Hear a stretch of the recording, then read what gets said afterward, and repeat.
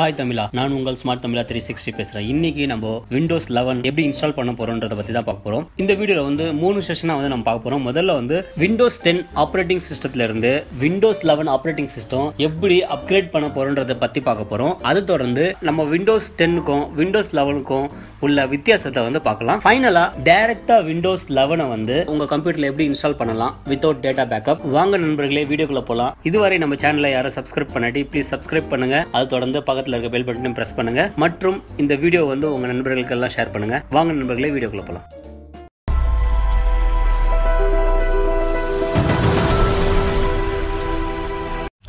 இந்த Windows 11 install பண்ணுறதுக்கு முதல்ல நம்மளோட பிசி வந்து கம்பேட்டிபிளான்னு முதல்ல செக் பண்ணிக்கலாம். அதுக்கு இந்த மைக்ரோசாஃப்ட் வெப்சைட்டில் போயிட்டு இந்த பிசி ஹெல்த் செக் ஆப்பை வந்து டவுன்லோட் பண்ணி லேப்டாப்பில் வந்து இன்ஸ்டால் பண்ணுவோம். இன்ஸ்டால் பண்ண இந்த ஆப்பை வந்து ஓப்பன் பண்ணி செக் நவ் என்ற பட்டனை கிளிக் பண்ணி உங்களோட லேப்டாப் வந்து Windows 11க்கு தகுதியானதா என்று செக் பண்ணிக்கலாம். இந்த லேப்டாப்பில் செக் பண்ணதுக்கு லேப்டாப் வந்து Windows 11க்கு வந்து தகுதியான லேப்டாப்ன்ற மாதிரி நம்மளுக்கு கிரீன் கலரில் மெசேஜ் வந்துருச்சு. உங்களோட லேப்டாப்பில் நீங்கள் ஏதாச்சும் ஒரு லைசன்ஸ்டு சாஃப்ட்வேர் அப்படி இல்லாட்டி ஏதாவது டிவைஸ் வந்து உங்கள் லேப்டாப்லேயோ அது உங்கள் கம்ப்யூட்டர்லேயோ வந்து கனெக்ட் பண்ணி இன்ஸ்டால் பண்ணி வச்சிருந்தீங்கன்னா Windows 11க்கு வந்து கம்பேட்டிபிளான்னு செக் பண்ணிக்கோங்க. அடுத்ததாக நாம் Windows 11 வந்து மைக்ரோசாஃப்ட் வெப்சைட்லேருந்து அந்த இன்ஸ்டாலேஷன் ஃபைலை வந்து டவுன்லோட் பண்ணி நாம் இன்ஸ்டாலேஷனை ஸ்டார்ட் பண்ணலாம். ஸோ இந்த மைக்ரோசாஃப்ட் வெப்சைட்டில் தான் வந்து நம்ம Windows 11 ISO ஃபைலை வந்து டவுன்லோட் பண்ண போகிறோம். இந்த லிங்கை நான் டிஸ்கிரிப்ஷனில் வந்து மென்ஷன் பண்ணியிருக்கேன். ஸோ இந்த மைக்ரோசாஃப்ட் டவுன்லோட் பேஜில் வந்து 3 ஆப்ஷன் இருக்குது. அதாவது ஃபர்ஸ்ட் ஆப்ஷன் பார்த்தீங்கன்னா Windows 10 ஆப்பரேட்டிங் சிஸ்டம் உள்ளேருந்து இந்த ஃபைலை டவுன்லோட் பண்ணி அங்கேயே நீங்கள் கிளிக் பண்ணி செட்டப் பண்ணிக்கலாம்.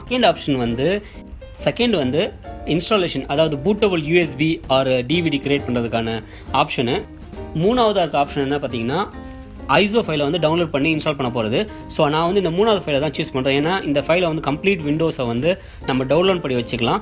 நீங்கள் வந்து டைரெக்டாக அப்கிரேட் பண்ணுறதுக்கும் யூஸ் பண்ணிக்கலாம். அது இல்லாமல் நீங்கள் வந்து ஃப்ரெஷ்ஷாக வந்து இன்ஸ்டால் பண்ணுறதுக்கும் இந்த ஃபைலை வந்து யூஸ் பண்ணிக்கலாம். இந்த செலக்ட் டவுன்லோடை கிளிக் பண்ணி நம்ம வந்து Windows 11 டவுன்லோட் பண்ணிடலாம். இன்ஸ்டாலேஷன் ஸ்டார்ட் பண்ணுறதுக்கு முன்னாடி சேஃபர் சைடுக்காக உங்களுடைய இம்பார்ட்டன்ட் டேட்டாலாம் வந்து ஒரு எக்ஸ்டர்னல் ஹார்ட் டிரைவ்லையோ ஒரு USB டிரைவ்லையோ பேக்கப் எடுத்து வச்சுக்கோங்க. அடுத்ததாக பார்த்தீங்கன்னா இப்போ இந்த டவுன்லோட் பண்ண ஃபைலை வந்து டபுள் கிளிக் பண்ணி மவுண்ட் பண்ணி அது உள்ள வந்து இருக்கிற இந்த செட்டப்ன்ற ஃபைலை கிளிக் பண்ணி நம்ம வந்து விண்டோஸ் வந்து இன்ஸ்டால் பண்ண ஸ்டார்ட் பண்ணலாம்.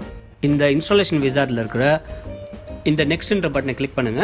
அடுத்ததா இந்த லைசன்ஸ் அக்ரிமெண்ட்டை வந்து அக்செப்ட் பண்ணிட்டு நெக்ஸ்ட் கிளிக் பண்ணீங்கன்னா விண்டோஸ் இன்ஸ்டாலேஷன் ப்ராசஸ் வந்து ஸ்டார்ட் ஆயிரும். கிளிக் பண்ண உடனே வந்து 14% ஆயிடுச்சு.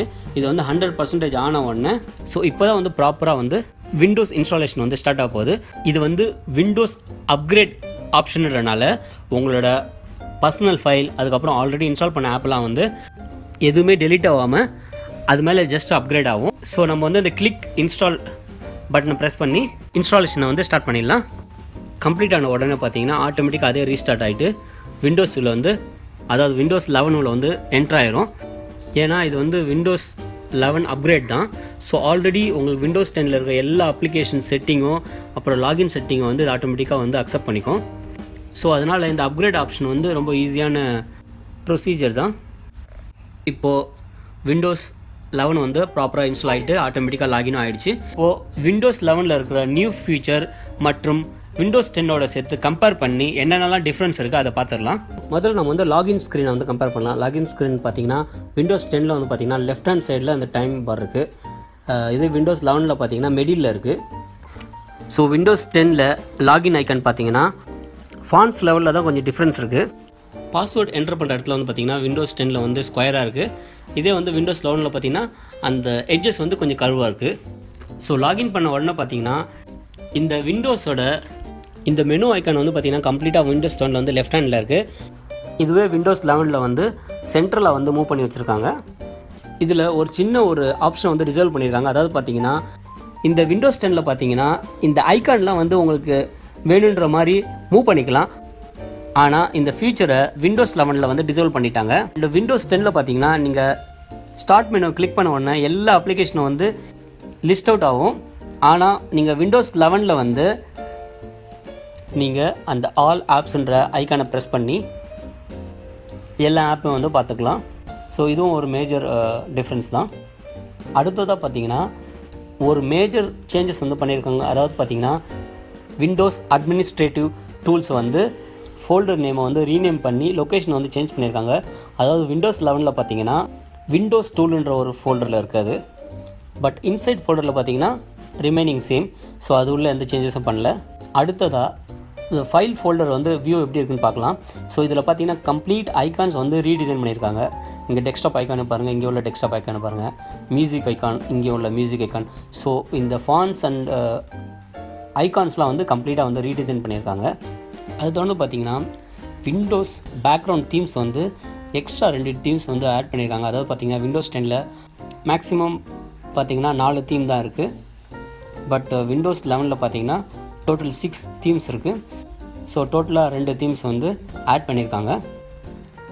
விண்டோஸ் 10ல் அடிஷ்னலாக இருந்த இந்த 3D ஆப்ஜெக்ட்ன்ற ஃபோல்டரை வந்து விண்டோஸ் 11ல் வந்து கம்ப்ளீட்டாக ரிமூவ் பண்ணிட்டாங்க. அது இல்லாமல் விண்டோஸ் 11ல் டிக்டாக், இன்ஸ்டாகிராம், அப்புறம் வந்து ஃபேஸ்புக் இது மாதிரியான ப்ரீ இன்ஸ்டால்டு அப்ளிகேஷன் வந்து ஆல்ரெடி இதில் இருக்குது. நார்மலாக இந்த அப்ளிகேஷன்லாம் வந்து மொபைல் டிவைஸில் தான் ப்ரீ இன்ஸ்டால்டாக வரும். ஸோ முதல் முறையாக வந்து விண்டோஸ் ஆப்ரேட்டிங் சிஸ்டத்துலேயே வந்திருக்கு.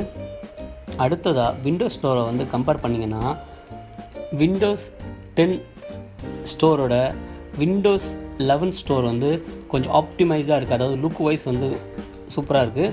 அது இல்லாமல் இதில் வந்து முதல் முறையாக ஆண்ட்ராய்டு அப்ளிகேஷன்லாம் வந்து இதில் இன்ஸ்டால் பண்ணிக்கலாம். அடுத்ததாக இருக்கிற ஒரு முக்கியமான சேஞ்சஸ் பார்த்திங்கன்னா விண்டோஸ் 10ல் வந்து ஸ்கைப் அப்ளிகேஷன் வந்து ப்ரீ இன்ஸ்டால்டாக இருக்கும். அதே வந்து பார்த்திங்கன்னா விண்டோஸ் 11ல் வந்து ஸ்கைப்புக்கு பதிலாக வந்து மைக்ரோசாஃப்ட் டீம்ஸை வந்து ப்ரீ இன்ஸ்டால்டு அப்ளிகேஷனாக இதில் இன்ஸ்டால் ஆகிருக்கு. பட் வேணும்னா நீங்கள் ஸ்கைப்பை கூட வந்து விண்டோஸ் 11ல் வந்து இன்ஸ்டால் பண்ணிக்கலாம். அடுத்ததாக நம்ம பார்க்க போகிற சேஞ்சஸ் என்னென்னு பார்த்தீங்கன்னா இது ஒரு மிகப்பெரிய சேஞ்சஸ்னே சொல்லலாம். விண்டோஸ் 10ல் கமாண்ட் ப்ராம்ப்டும் அப்புறம் வந்து பார்த்திங்கன்னா பவர் ஷெல்லில் வந்து தனித்தனி விண்டோவாக இருக்கும். அதை வந்து விண்டோஸ் 11ல் 2த்தையும் வந்து கம்பைன் பண்ணிட்டாங்க. விண்டோஸ் டெர்மினல்ன்ற நேமில் 2த்தையும் கம்பைன் பண்ணிட்டாங்க. ஸோ ஒரே விண்டோவில் நீங்கள் பவர் ஷெல் கமாண்டும் யூஸ் பண்ணிக்கலாம், அப்படியே வந்து ஸ்விட்ச் பண்ணி நீங்கள் விண்டோஸ் கமாண்ட் ப்ராம்ப்டாகவும் யூஸ் பண்ணி. இதை தொடர்ந்து அவங்க என்னென்னலாம் ஆப்ஷனை வந்து ரிமூவ் பண்ணியிருக்காங்கன்றதை பார்க்கலாம்.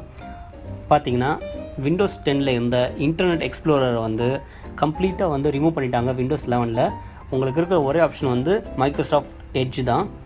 ஸோ அடுத்ததாக பார்த்தீங்கன்னா விண்டோஸ் 10ல் வந்து நீங்கள் 32 பிட் அப்ளிகேஷன் இன்ஸ்டால் பண்ணிக்கலாம். அது ஆப்ஷன் இருக்கும் 32 ஆர் 64 பிட் அப்ளிகேஷனாக.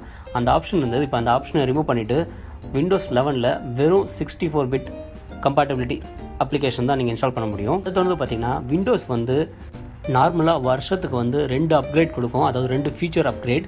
ஸோ இதுக்கப்புறம் வந்து பார்த்திங்கன்னா அந்த 2 அப்கிரேட் இருக்காது, இயர்லி ஒன்ஸ் தான் வந்து அந்த ஃபீச்சர் அப்கிரேட்டே இருக்குன்ற மாதிரி அனௌன்ஸ் பண்ணியிருக்காங்க.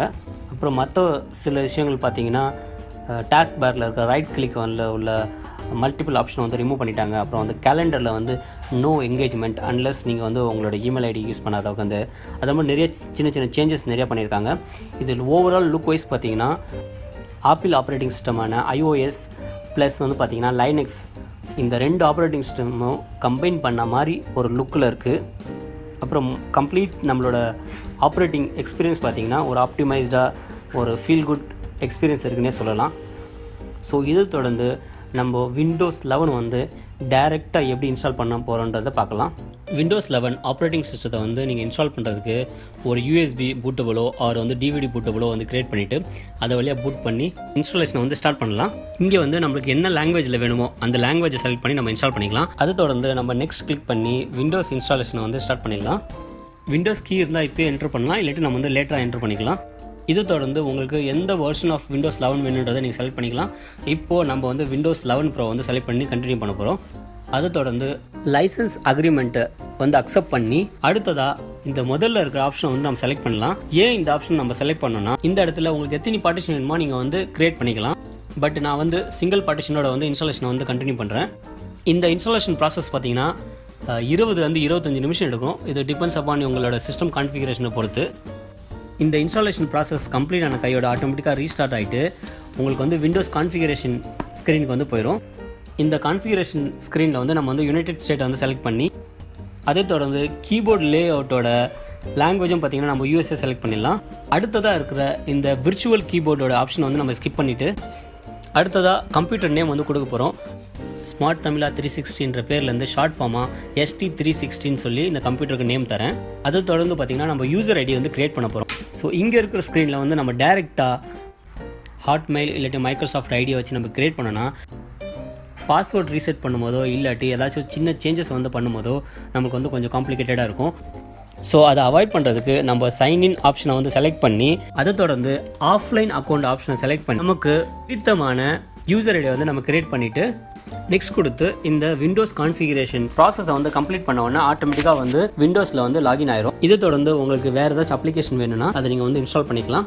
ஸோ இதோட இந்த விண்டோஸ் 11 இன்ஸ்டாலேஷன் வீடியோ வந்து கம்ப்ளீட் ஆகுது. ஸோ இந்த வீடியோ வந்து உங்களுக்கு ரொம்ப இன்ஃபர்மேட்டிவாக அண்ட் யூஸ்ஃபுல்லாக இருந்திருக்கும்னு நான் நினைக்கிறேன். இது மாதிரியான அடுத்த இன்ஃபர்மேட்டிவ் வீடியோவில் வந்து நம்ம மீட் பண்ணலாம். அதுவரை நான் உங்கள் ஸ்மார்ட் தமிழா 360. இதுவரை நம்ம சேனலை யாரும் வந்து சப்ஸ்கிரைப் பண்ணாட்டி ப்ளீஸ் சப்ஸ்கிரைப் பண்ணுங்கள். அது தொடர்ந்து பக்கத்தில் இருக்க பெல் பட்டனை ப்ரெஸ் பண்ணுங்கள்.